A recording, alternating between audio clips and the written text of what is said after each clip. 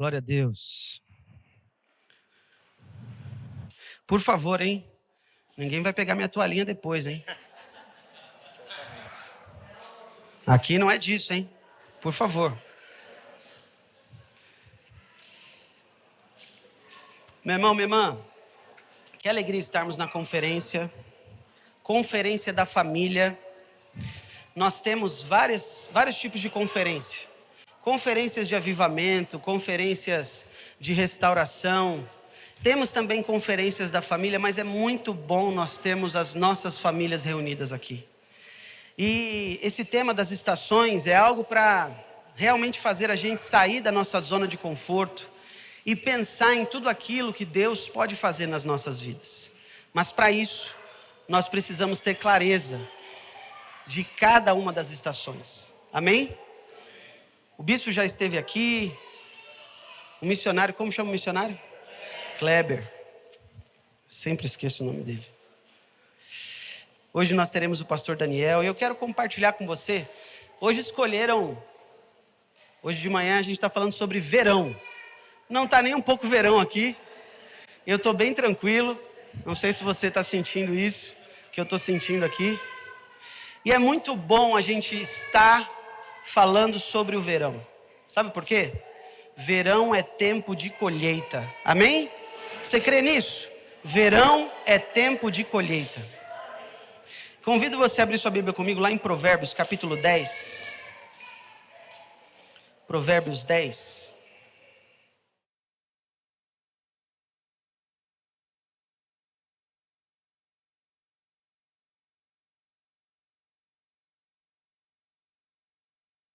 Lá no verso de número 5, Provérbios 10, 5.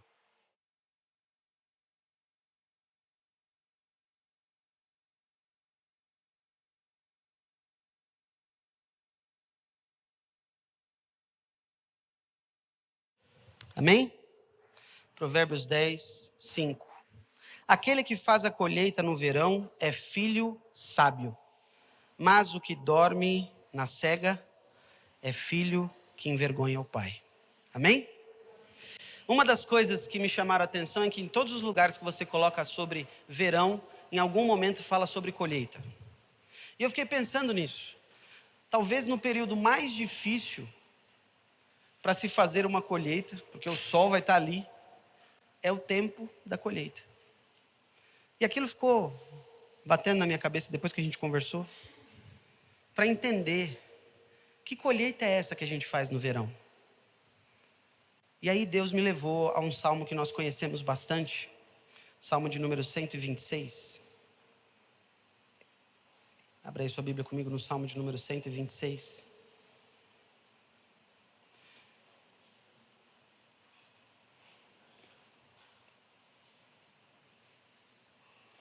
Porque o texto que nós lemos de Provérbios diz: o filho que faz a colheita no verão é ajuizado. E aquele que não faz, envergonha o pai, envergonha a família. E nós precisamos ter essa clareza. Muitas e muitas vezes não fazemos a colheita no tempo certo e nos frustramos.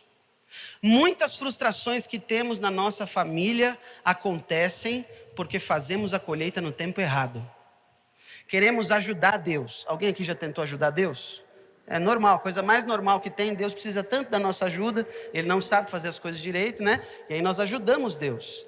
Se você parar para pensar um pouquinho, tem uma história que a gente conhece bem, que dá problema até hoje, de alguém que tentou ajudar Deus. Abraão e Sara. Deus já tinha prometido que haveria uma colheita, haveria um tempo para essa colheita. Se quiser tirar daqui, pode tirar. Eu estou ouvindo. Pode tirar tudo. Deixa só o PA. Obrigado, Zé. Muitas vezes a gente quer ajudar Deus. Sara e Abraão não souberam esperar o tempo da colheita.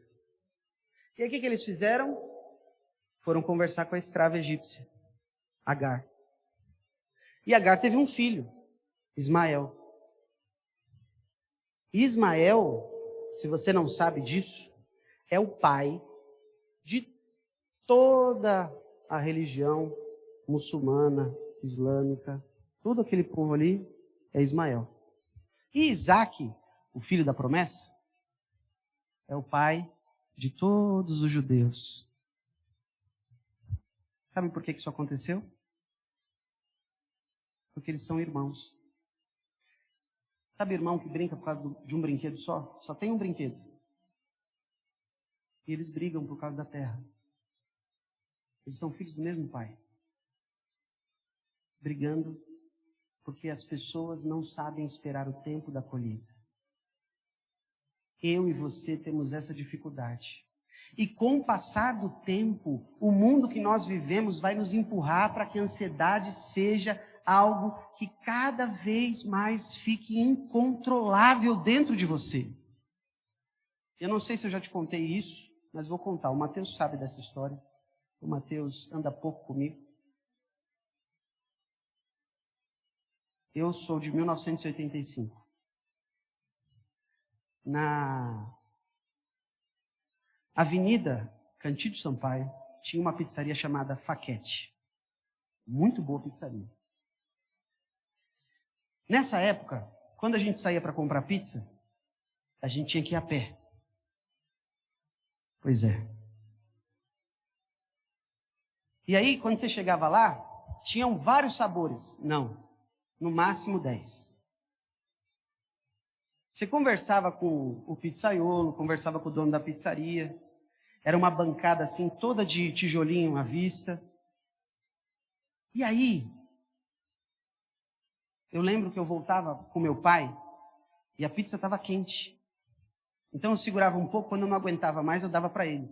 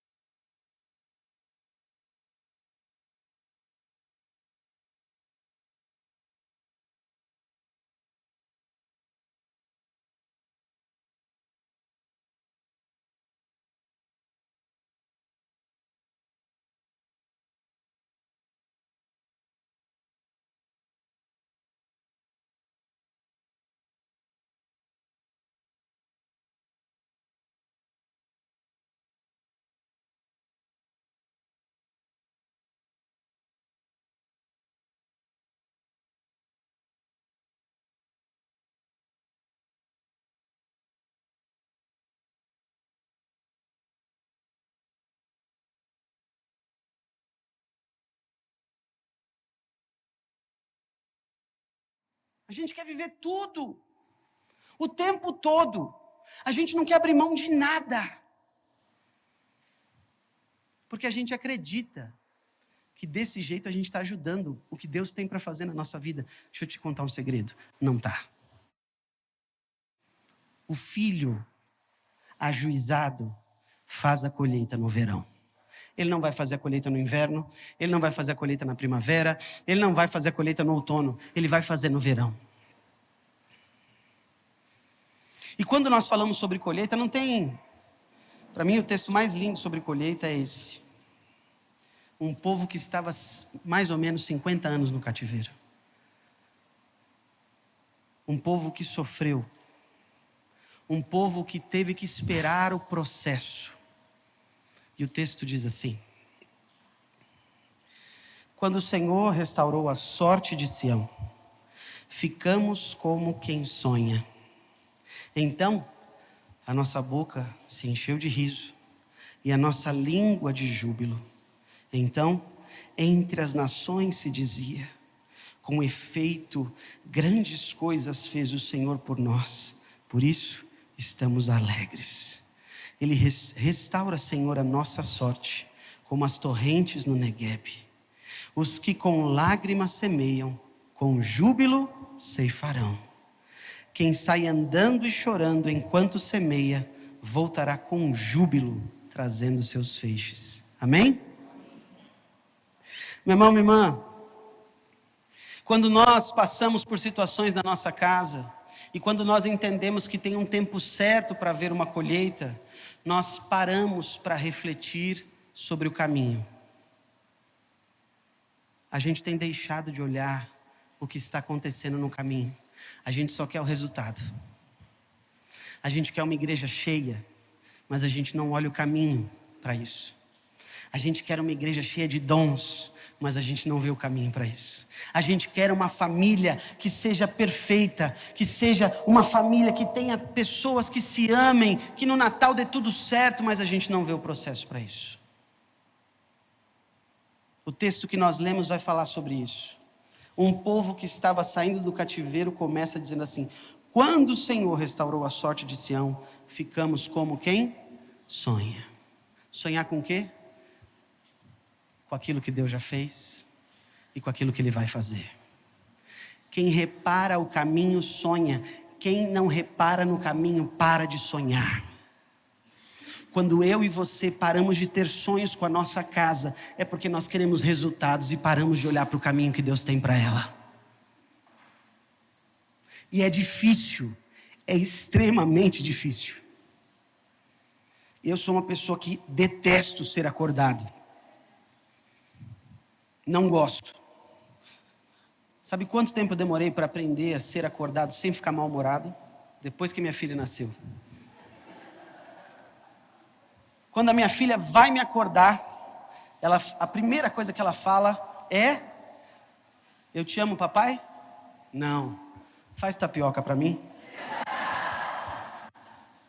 Meu irmão, minha irmã, é o processo.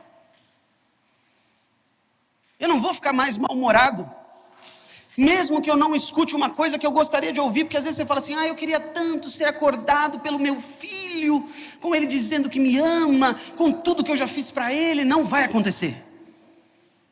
Ele vai acordar você te pedindo alguma coisa. E é isso.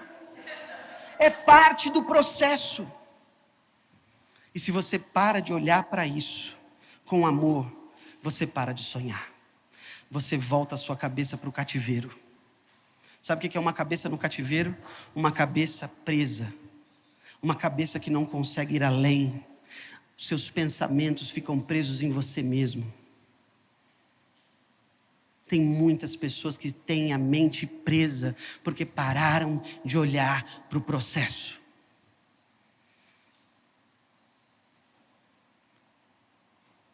Eu atendo algumas pessoas no gabinete. Uma das pessoas que eu atendo, ela tem um sonho de que os filhos dela falem inglês. Ela tem um sonho de que os filhos dela sejam atletas, dançarinos. Tem vários sonhos. E aí uma vez eu perguntei para ela assim: mas qual o tempo que você passa com eles? Não adianta a gente colocar os nossos filhos nas melhores escolas, nos melhores cursos, para realizar os nossos sonhos, que nós não conseguimos realizar porque não respeitamos o processo. E muitas vezes, nós vamos passando cada vez menos tempo com as pessoas que amamos, com o que realmente importa. Tempo de olhar para o caminho. Tempo de sonhar. Sabe quando a gente faz isso? Quando a gente senta na mesa. Quando a gente senta na mesa e fala das histórias que nós já vivemos e dos sonhos que nós temos para aqueles que virão. Mas nós não temos mais tempo na mesa. Nós não ficamos mais como quem sonha, porque a nossa cabeça ainda está no cativeiro. Nós ainda estamos presos às coisas que esse mundo nos impõe e esquecemos daquilo que são os nossos valores. E paramos de fazer aquilo que Jesus fazia insistentemente todos os dias. Tempo à mesa. Tempo de partilha. Tempo de comunhão com as pessoas mais importantes da sua vida. Porque é mais fácil pagar uma mensalidade do que ficar tempo com seu filho. Dá muito mais trabalho. Aí você vai dizer assim: pastor, é porque você ainda não paga a mensalidade. Vai chegar o meu tempo. Mas ainda assim, eu quero dizer para você, existem coisas mais importantes do que os cursos que nós colocamos os nossos filhos. Olhe para o processo. Fique como quem sonha. Esse povo voltava de uma Babilônia que arrasou eles, destruiu tudo que eles tinham, destruiu a identidade deles, acabou com eles. E eles ainda assim sonhavam com Deus. Nós estamos deixando que a nossa mente fique presa nesse cativeiro de correria, de programação, de euforia. E nós não saímos desse ciclo, desse looping. E quando nós olhamos, a nossa filha já tem 2 anos e 5 meses. É rápido. Esses dias eu vi uma coisa que me deixou muito chocado. Um pai e uma mãe têm mais ou menos de 8 a 9 apresentações dos filhos. Durante toda a vida, enquanto os filhos fazem apresentações nas escolas de Dia das Mães e Dia dos Pais. São 8 a 9. Depois disso, não tem mais. E a gente, às vezes, tem coisas mais importantes para fazer. Esse povo entendeu. E quando nós olhamos para o versículo 2, eles dizem assim: então a nossa boca se encheu de riso, e a nossa língua de júbilo. E entre as nações se dizia: grandes coisas o Senhor tem feito por eles. Com efeito, grandes coisas fez o Senhor por nós. Por isso, estamos alegres. Quando foi a última vez que a sua família trouxe sonhos para alguém? Quando foi a última vez que a sua família foi instrumento da conversão de alguém? Em famílias pastorais isso é muito comum. Nós recebemos muitas pessoas na nossa casa. Ajudamos pessoas. As pessoas dormem em casa. Mas eu estou perguntando para você, quando foi a última vez que você acolheu alguém na sua família para dizer para a pessoa: não é desse jeito, é desse jeito? Porque você, na sua família, tem um grande potencial para ajudar no processo de salvação dessa pessoa. Esse povo dizia: olha quantas coisas o Senhor fez por nós. E os povos em volta diziam: olha para eles. Eles falaram que eles iam sair do cativeiro. Eles saíram. Quando foi a última vez que alguém chegou na sua casa e você pôde falar de Jesus para essa pessoa, e essa pessoa mudou de vida? Às vezes, gente, é um abraço. A colheita do verão é isso. É um abraço que nós damos em alguém. É uma vida que nós acolhemos dentro da nossa casa, que está passando por dificuldade. Para que os outros povos possam dizer: olhem só, estes são aqueles que estavam no cativeiro. Este é aquele que estava distante do Senhor. E muitas vezes a gente vai perdendo isso. Porque a gente está com tanto medo. Ai, mas eu vou colocar essa pessoa na minha casa, o que será que pode acontecer? Ai, mas tal pessoa vai dormir lá em casa, eu gosto tanto da minha privacidade.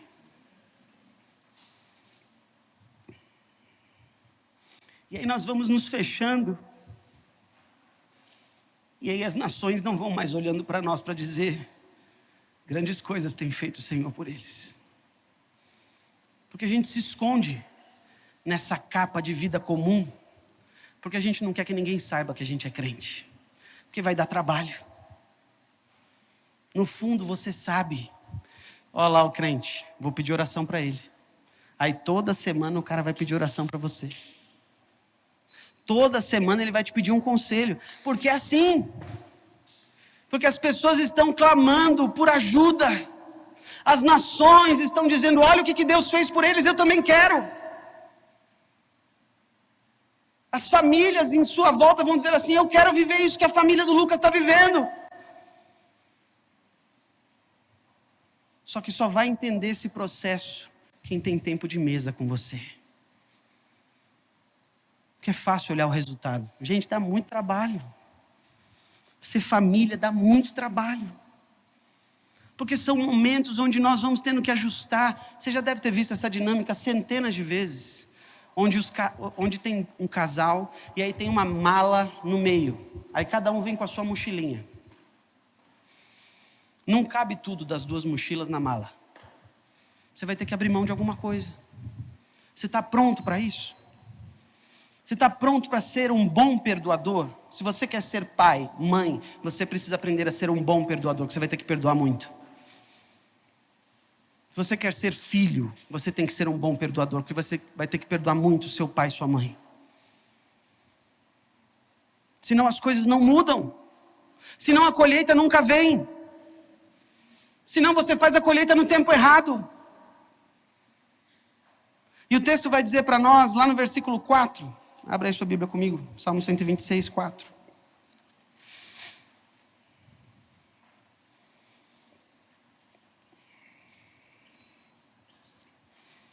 Restaura, Senhor, a nossa sorte, como as torrentes no Negueb. Eu não sei se você já viu isso. Se você puder, depois coloque no YouTube. Eu ia trazer o vídeo, mas eu lembrei. Vou pregar de manhã, não vai dar certo.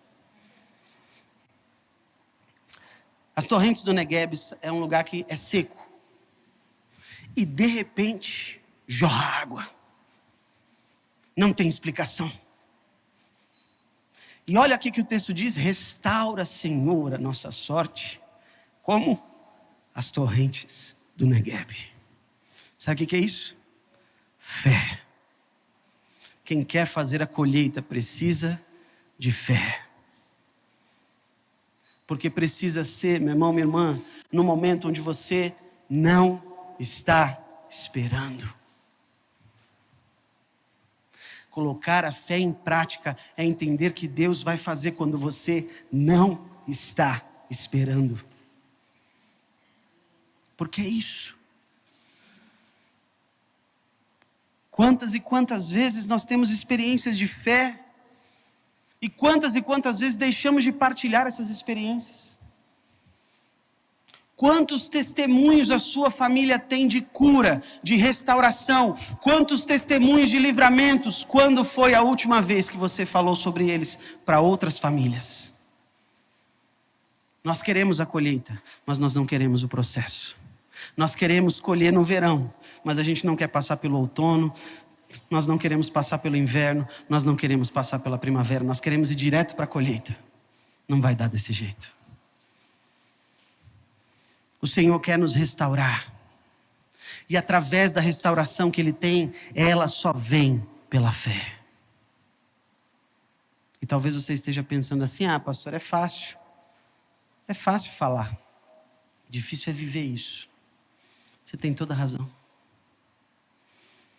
Nós viramos um povo que não tem fé. Tudo está ao nosso controle. A gente só passa a ter fé quando nós perdemos todos os controles que nós temos. Todos. Quando não há mais nada em que se agarrar. Aí você lembra do Criador dos céus e da terra. Ele deveria ter sido o primeiro a quem você recorresse. Mas o mundo que vivemos fez com que ele se tornasse o último. O seu primeiro respiro deveria ser para ele. Mas o teu primeiro respiro é para ver as notificações do celular.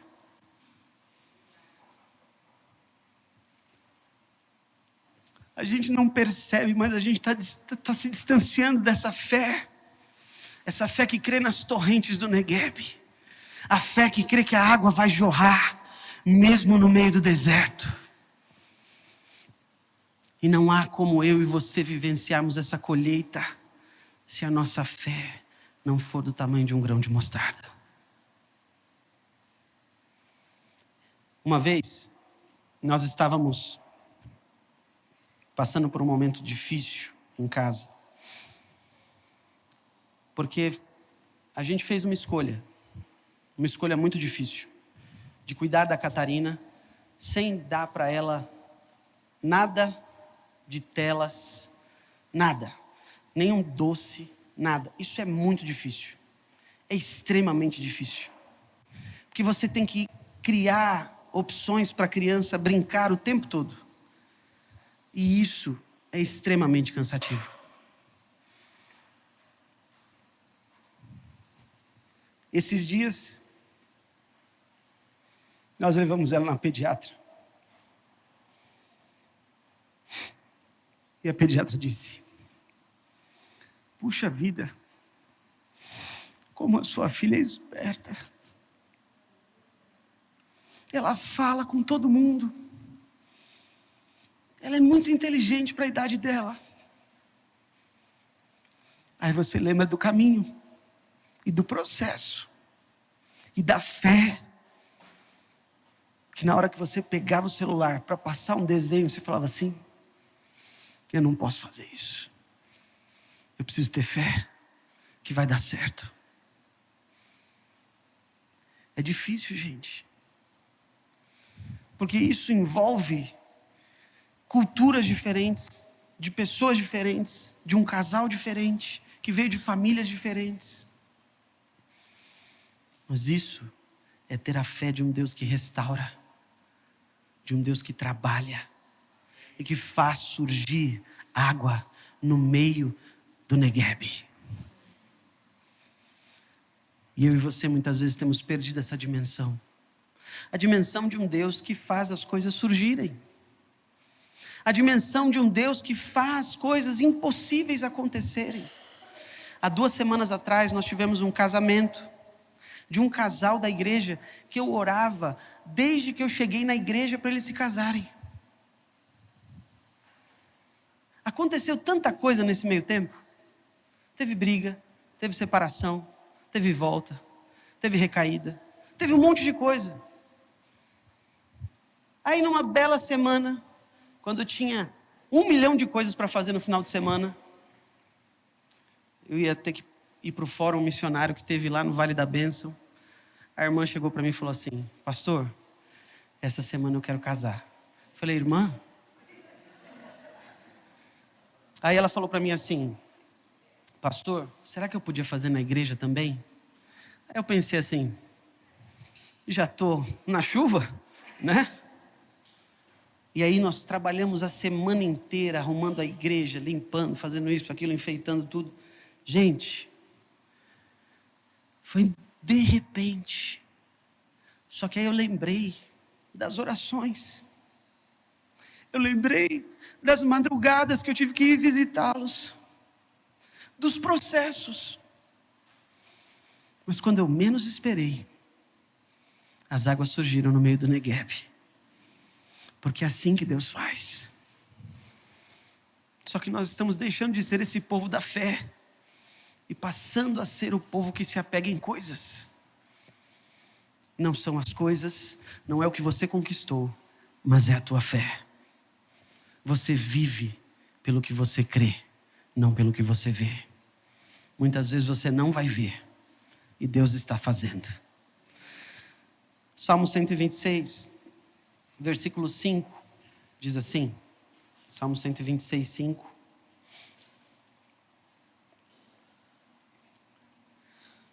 Os que com lágrimas semeiam, com júbilo ceifarão. Abra aí sua Bíblia comigo lá em 1 João 5, 4.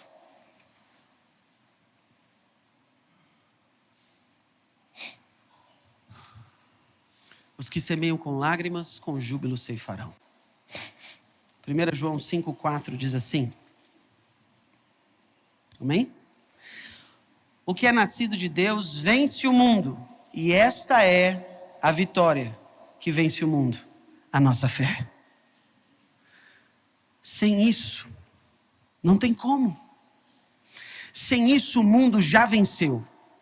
E aí entra algo importante para você entender sobre a tua família. Se você está perdendo a fé e deixando de falar dessa fé dentro da sua casa, o mundo já venceu. Já venceu. Já venceu sobre aquilo que você há muito tempo deixou de fazer, das sementes que há muito tempo você deixou de plantar, sobre o amor de Deus que existe sobre a tua vida e sobre a tua casa. A gente perde. A gente vai deixando o tempo passar. E aí a vitória do mundo é porque a gente não tem mais fé. A gente lê isso aqui e fala, né, tão bonito, os que semeiam com lágrimas, com júbilo ceifarão. Ninguém quer chorar para colher. Ninguém quer chorar. A gente quer ir lá e pegar o que está pronto e está ótimo. O que a gente puder fazer, aí a gente usa aquele ditado, né? Ah, mas é para facilitar, pastor. Para facilitar. Para que eu vou espremer uma laranja se eu posso comprar suco pronto? É assim. Só que a gente não percebe que isso é para tudo. Isso é para tudo. Quer ver uma coisa? Eu vou pegar vocês. Para que eu preciso mandar um parabéns original, se eu posso colocar no Google assim? Parabéns evangélico. Para garotos jovens. Aparece. Ou garotas. Né? É fácil. Você coloca lá, aparece. Agora, gente, até tudo que você quiser colocar, você coloca assim, pregação sobre família. 300 mil pregações. Pregações sobre família, estações do ano. Um monte de coisa. É fácil. Está ali. E a gente perde o processo. A gente perde aquilo que Deus tem. E aí o mundo já venceu. E como mudar isso? Voltando a chorar. Você está disposto a chorar de novo? Você está disposto a ver coisas acontecer que vão te fazer chorar? Essa semana eu estive com uma família da igreja. Uma família nova. Mora na rua de trás da minha casa. Na hora que a gente fez uma campanha de oração de 3 semanas na casa dessa mulher. No último dia de campanha, na hora que eu abri o portão para entrar, ela foi abrir para a gente, ela já começou a chorar. Eu falei, pronto, lascou. A mãe dela está começando com um processo de Alzheimer.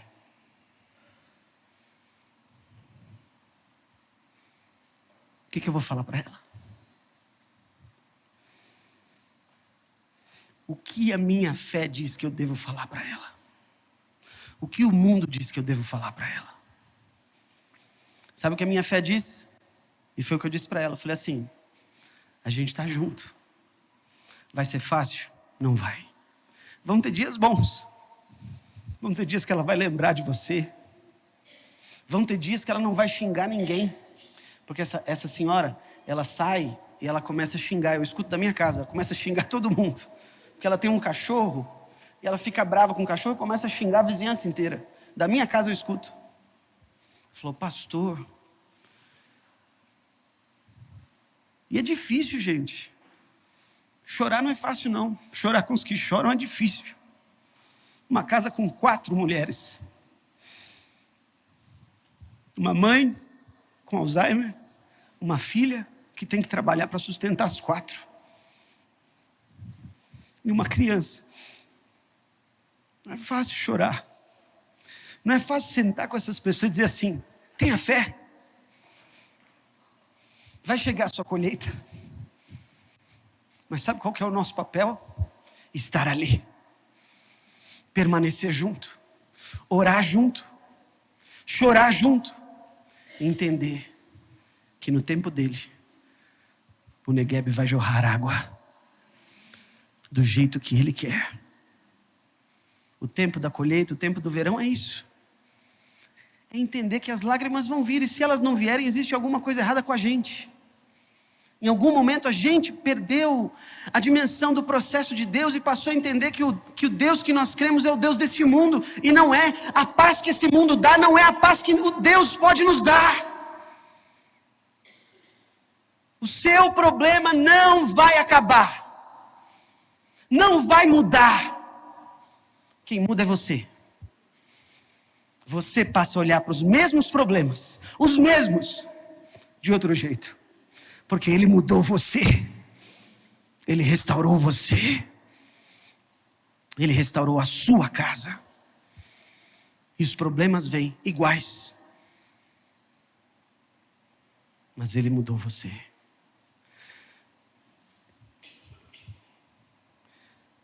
O último versículo diz assim, vou pedir para o pessoal do louvor, já pode vir. Quem sai andando e chorando enquanto semeia, voltará com júbilo, trazendo seus feixes. Nosso fórum missionário da Igreja Metodista teve um tema muito interessante. A missão, ela é feita por caminhos e não atalhos. A nossa vida também não tem atalhos. Nós tentamos atalhos. E tentamos sempre.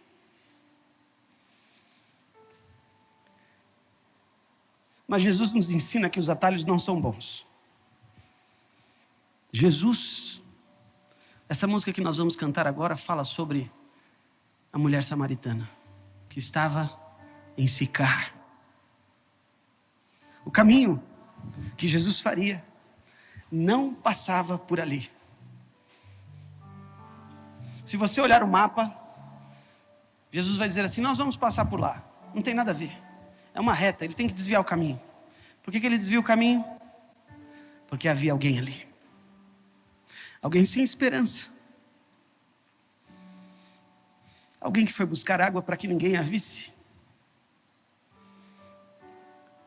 Mas ele mudou o caminho. Porque no caminho de Jesus, sempre está você. Quem vai andando pelo caminho e chorando, vai colher. O seu dia vai chegar. Às vezes demora.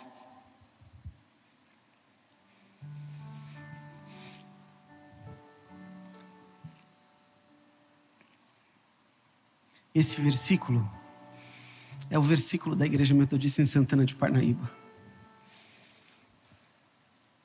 Ele sempre fica aberto naquela Bíblia que fica na mesa.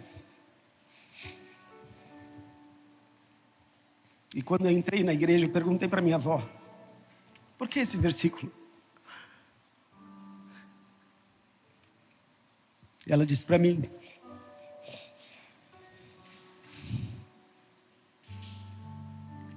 porque eu tenho chorado muito para que você possa colher. A vida é feita desse processo, onde alguns só vão chorar, para que outros possam colher. Talvez você na sua casa viva uma vida inteira de choro, mas seus filhos vão colher. Aí você pode dizer, pastor, que vida é essa? É a vida que Deus escolheu para você. Muitas pessoas que voltaram do cativeiro,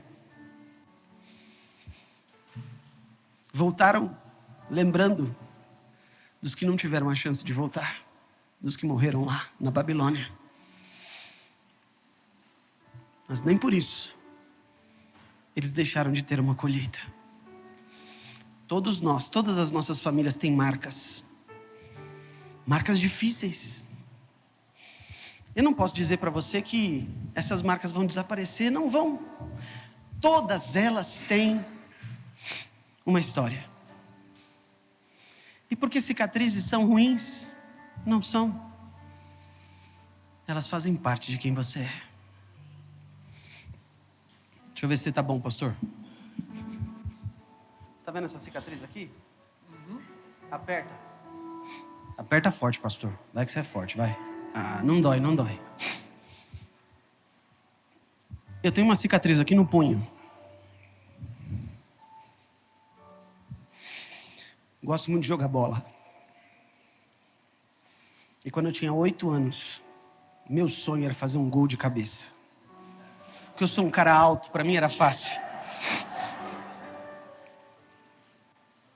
E eu estava na igreja metodista em Pinheiros nessa época. E todos os dias, quando acabava a escola dominical,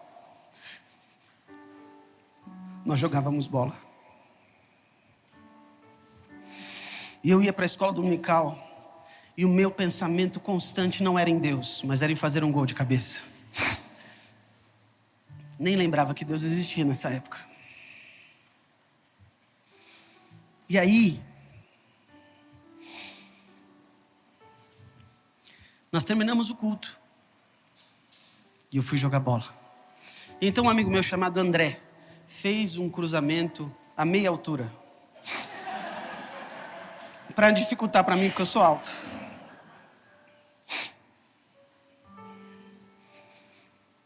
E eu fiz o meu primeiro gol de cabeça. Só que a igreja estava em reforma. E os corrimões da igreja tinham sido tirados. Então, havia uns parafusos. E quando eu fiz, que eu fiz de peixinho, porque se fosse para fazer o primeiro, eu tinha que ser bom. Entrou um parafuso no meu punho e me cortou até aqui. A primeira coisa que eu pensei foi, vou apanhar. Porque essa época era assim, se você fazia uma coisa assim, você apanhava. A zeladora da igreja chamava Odete. Ela me levou para casa dela, eu estava chorando, mas não porque estava doendo, porque eu falei assim, eu vou apanhar quando chegar em casa. E aí eu falei para ela assim, não tem como colocar uma coisa para a gente disfarçar? Ela falou, peraí que eu vou pegar uma coisa para a gente pôr. Aí ela pegou uma coisa que na minha época passava bastante, chamada mercúrio, para disfarçar um pouco.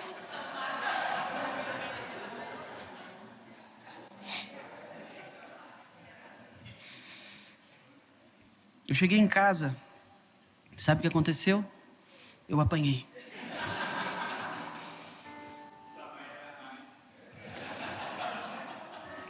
E aí, sabe o que eu quero dizer com tudo isso? Eu nunca mais vou esquecer essa cicatriz. Ela faz parte de quem eu sou. Ela me lembra da Odete. Ela me lembra do André. Ela me lembra do meu primeiro gol de cabeça. E ela não dói mais. Se você quer viver o verão e fazer a colheita, as suas marcas precisam ser curadas. As suas cicatrizes precisam ser restauradas. A falta de perdão é uma forma de você manter a ferida aberta. Aquela mulher do poço tinha tantas cicatrizes. Só que Jesus a encontrou. E quando ele a encontrou, tudo que para as pessoas era destruição, Jesus transformou em bênção, em missão. Porque quando ela chegava para falar com alguém, as pessoas falavam assim, mas você não é aquela mulher dos maridos? Não, eu sou a mulher de Jesus. Ele me encontrou.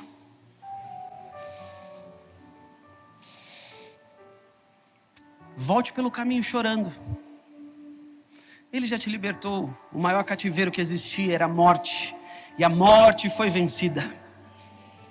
Não há mais nada que prenda você.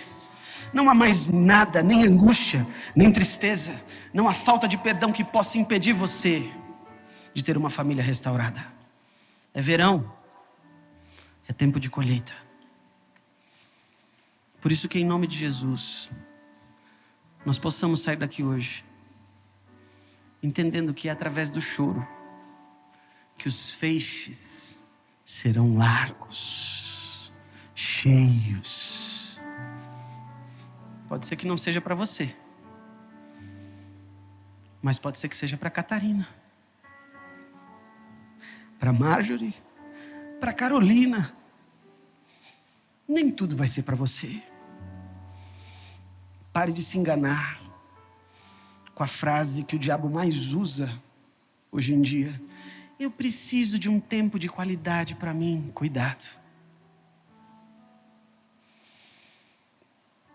Tempo de qualidade é tempo de mesa, é tempo de comunhão com aqueles e aquelas que sempre estarão com você. Nos dias bons, nos ruins, eles estarão lá. Na alegria, na tristeza, eles estarão lá. Que nós possamos entender que Ele é o motivo pelo qual nós vivemos em família. Eu nunca me esqueço disso. E eu quero convidar você para vir até aqui ao altar.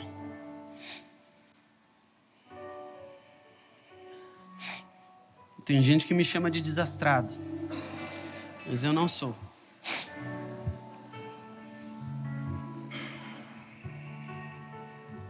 Eu quero que você venha para cá pensando nisso. As suas cicatrizes não vão impedir você de fazer a colheita. É verão, é o tempo da colheita. Enquanto nós cantamos essa canção, eu convido você para vir até aqui à frente. Eu quero orar com você.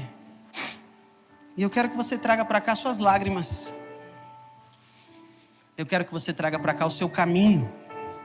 O caminho difícil, não é fácil. Mas em todos os momentos, Ele estará com você. Eis que estarei convosco todos os dias, até a consumação dos séculos. Sai do seu lugar, vem para cá. Enquanto nós cantamos essa canção, deixe Deus ministrar na tua vida.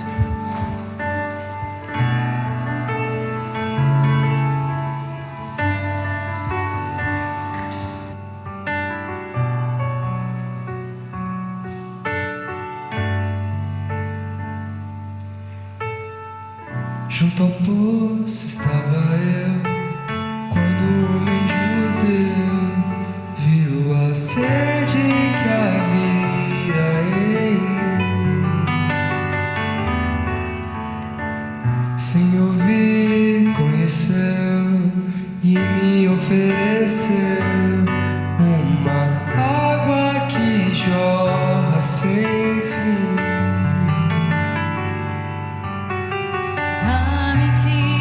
Depois tenho sede, não quero mais buscar em outras fontes. Não precisarei aqui voltar pra minha sede saciar, uma vez que eu já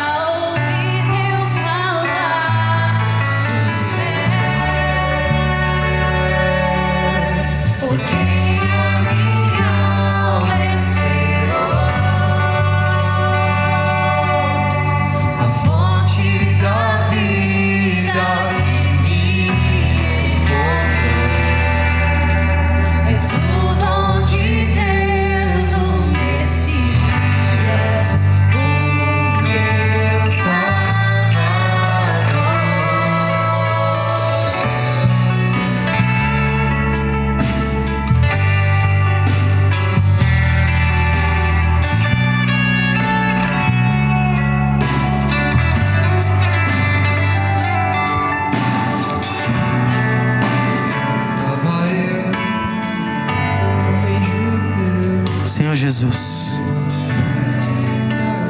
São tantas famílias, Pai.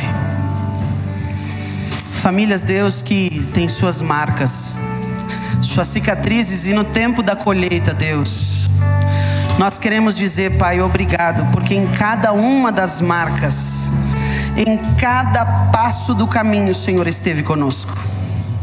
Aliás, o Teu nome também é este, Emanuel, Deus conosco. Por isso nessa hora, Pai, nós te pedimos, diante, Senhor, do medo, Senhor, de não conseguir viver o processo, que o Teu amor, que é perfeito, lance fora toda todo o medo do nosso coração, para que nós possamos ter coragem de viver o processo.